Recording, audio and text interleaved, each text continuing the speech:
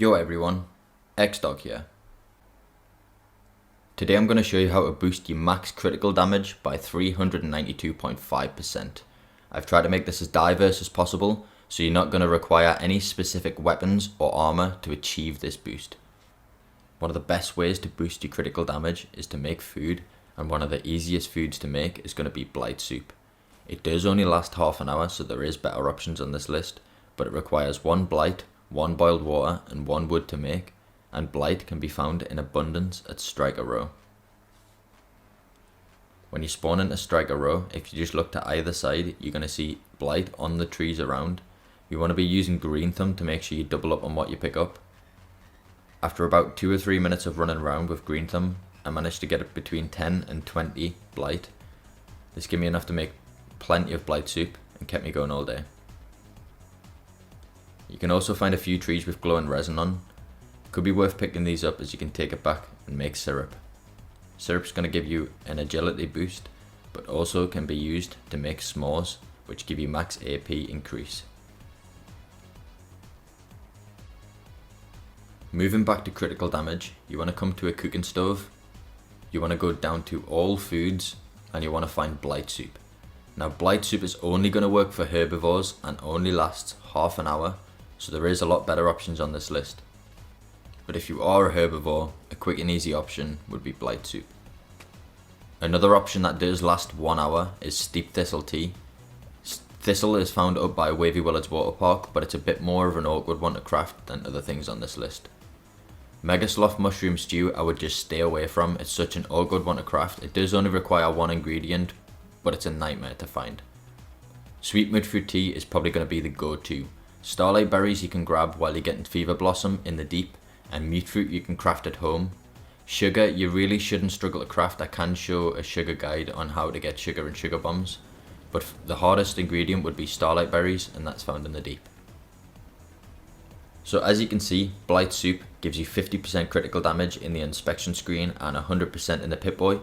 That is because of herbivore and carnivore mutation. In this case herbivore, it's going to give double the benefits.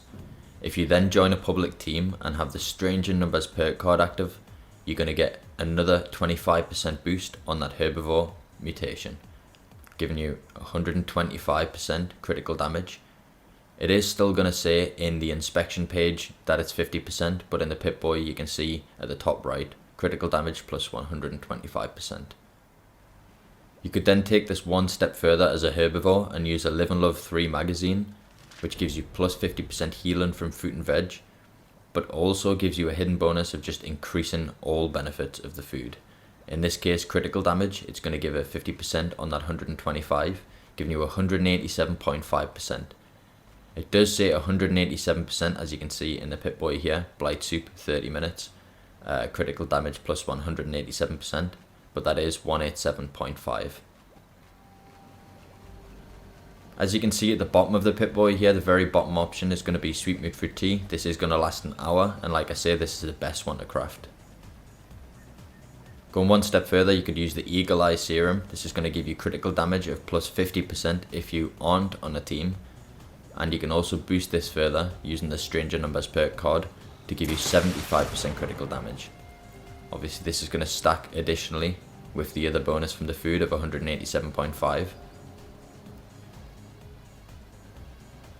You could then take it one step further and use Overdrive. This is going to give you plus 30% critical damage for 3 minutes, as well as a standard damage boost of 15%. You could also stack on top of that some Psycho or some Psycho Buff or Psycho Tats. Just make sure you put them on after the Overdrive. This is going to give you a boost on your normal damage, not your critical damage, but it is going to help for that second shot that isn't a critical. As you can see in the Pip-Boy here, I've got Overdrive and Psycho stacked, as well as all the foods and everything else I had before.